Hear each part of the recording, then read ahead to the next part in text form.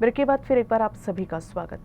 मेरे खिलाफ बोलने के लिए कुछ नहीं बचा तो अब कहा जा रहा है कि मुझे गिरफ्तार किया जाएगा या मुझे किसी का फोन आएगा कि चुप बैठो, ये बोलो वो बोलो।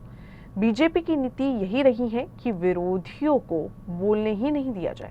मेरी नियुक्ति के बाद अब वो डर गए हैं कि मैं उनके काले कारनामों का पर्दाफाश किए बिना नहीं रहूंगा। ये मेरे खिलाफ चरित्र हनन का प्रयास है।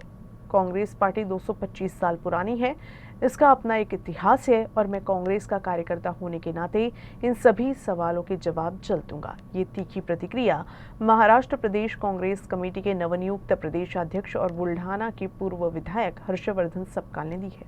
इस दौरान यूसीएन के प्रतिनिधि फहीम देशमुख ने उनसे खास बातचीत भी की। आइए देखते हैं।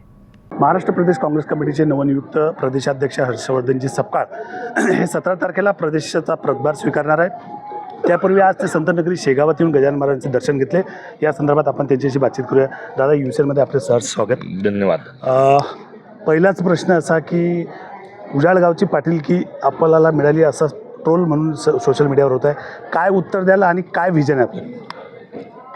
या नियुक्तीचं सर्वसामान्य कार्यकर्ता झाला म्हणून मोठ्या प्रमाणावर या नियुक्तीकडे कौतुकास्पद आश्चर्य व्यक्त केलं जात आहे आणि माझा सार्वजनिक जीवनातला जो वावर आहे आणि माझी राजकीय जी कारकीर्द आहे ती सर्व चॅनल्स, सर्व विचारवंत यांनी या निर्णयाचं मोठ्या प्रमाणावर स्वागत केलेलं आहे। मात्र विरोधकांना कोणत्या माणसाला काम करू देण्याच्या आधीच त्याला बदनाम करणं ही त्यांची रणनीती असते। त्यांनी बघितलं असेल की माझ्यावरती ईडी काही लावू शकत नाही, मला काही जेलमध्ये टाकू शकत नाही, तर आता त्यांनी हा दुसरा हातखंडा आपलेला आहे की ते माझं चारित्र्य हनन करण्याचा त्यांचा प्रयत्न आहे आणि येणारा काळ या सगळ्या गोष्टींचे उत्तर देईल। मी सातत्याने फिरतोय, 2 दिवसापासून सगळे फोन येतात आहे आणि काँग्रेस पक्ष जो आहे तो 125 वर्ष जुना पक्ष आहे। या पक्षाची गरिमा आहे आणि या पक्षाच्या अध्यक्षाला आमच्या काँग्रेस पक्षाच्या संविधानानुसार फार मोठे अधिकार आहेत। इथे महाराष्ट्राचा अध्यक्ष कोण आहे, भाजपचा, हे आपल्याला माहीत नाही। अखिल भारतीय स्तरावर अध्यक्ष कोण आहे ते माहीत नाही। वरती शहामध्ये सांगतील ते निर्णय आणि इकडे फडणवीस सांगतील ते निर्णय। त्यामुळे एकाधिकारशाही ज्या पक्षात आहे त्या पक्षाने आम्हाला कृपा करून त्यांनी काही उद्देशाचे डोस पाजू नये ही त्यांना सूचना आहे।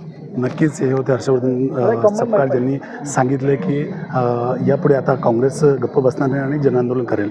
कॅमेरामॅन समीर शेखचा मी फहीम देशमुख, यूसीएन न्यूज, बुलढाणा।